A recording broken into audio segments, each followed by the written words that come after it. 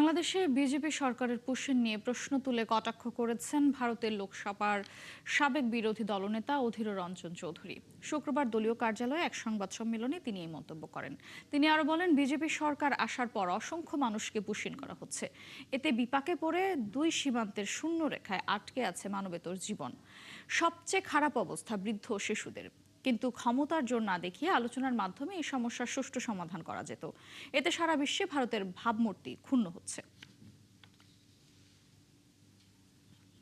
পাঠাতে গেলে সরকারের ওই সরকারের অনুমতি চাই। আমি এটা অনেক আগে বলেছি, আজকে না। এটা তো লোক দেখানো ভোটের ব্যবস্থা, পুশ ব্যাক। আমরা যেটাকে পুশ ব্যাক বলছি, বাংলাদেশ সেটাকে বলছে পুশ ইন। আমরা অ্যালাউ করবো না। একটা সরকার যদি অ্যালাউ না করে, তুমি কি করে পাঠাবে? তাদের নোম্যান্স ল্যান্ডে বসে আছে, মর। তাদের জাত জানি না, কর্ম জানি না, কিন্তু সাধারণ মানুষ তারা কমসে কম এটা তো মানতেই হবে। তারা সাধারণ মানুষ তো বটেই, হয় ওরা নে নাহলে তোরা নে, কেউ তো নে। বর্ডারে বসিয়ে রেখে দিয়েছে।